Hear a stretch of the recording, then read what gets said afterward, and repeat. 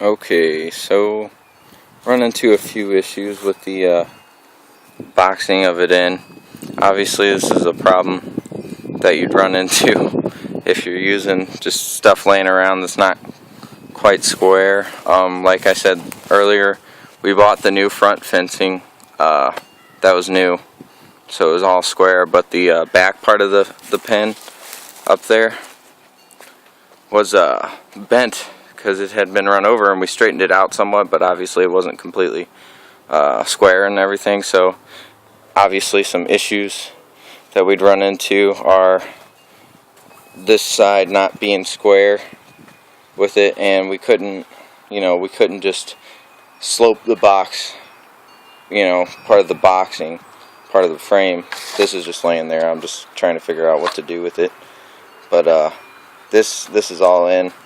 Obviously we couldn't just slope it because we had to come behind this for that one because it's flush on the corner over there.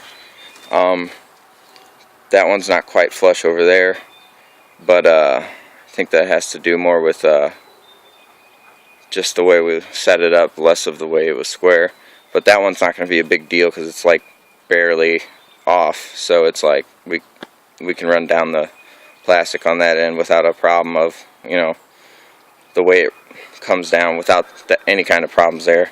That side's flush. Yeah, this side, I don't know what we're going to do with it. I was just setting that up over there. Those boards laying down right there. I was seeing if maybe I could make just like another box that runs from, because if we pull this over, it's going to make our tent kind of indented on the inside, so I didn't want to do that. So probably we'll just leave that where it is, set up these boards, run them, because they run almost perfectly in line to the front of this one. That just shows you how far off it is, and we'll set that up. But I mean, thus far you can see, I mean, we got the basic idea, and it's boxed in and everything. I decided not to put it in the ground, that way I could just, if there's ever any water, because water tends to run down that area real heavy, but sometimes when it gets real heavy rains, it creeps into the garden a little bit. So I figured I'd just leave it from under and just let it be able to pass under it. And then what we're going to do is, obviously, like I said, figure out how to put a door in, and this right here. Down here we'll put the wiggle wire or some other way to hold it. I can't find any wiggle wire anywhere, so if anybody knows, please let me know where I can get it, like big name stores around, just because I've been looking for little name stores and can't find it. So if you know any type of store, chain store that carries it, let me know.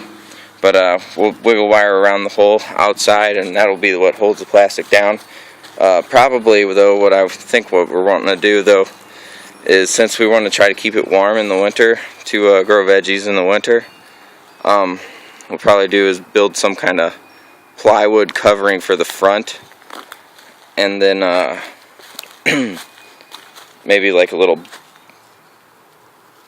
something out here, I don't know, maybe like something to hold it, or we'll just put the wood stove inside or something. I don't know how it's going to work out. It'll have to be figured out with as we go. Won't have to worry about that really till winter, but we do want to get the plywood frame up front, and then the back will just be plastic with like a vent. But that's the plan so far. As you can see, we just bracketed the sides together,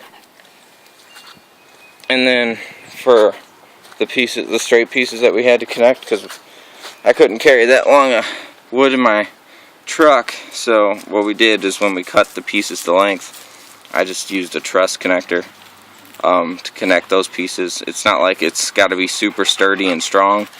I mean, it's just got to hold up to winds and stuff. I mean, and it's connected to the railing and the fencing and everything, so that's not going to be a problem, because the fencing is also connected to the cross beam up here, so that's not going anywhere.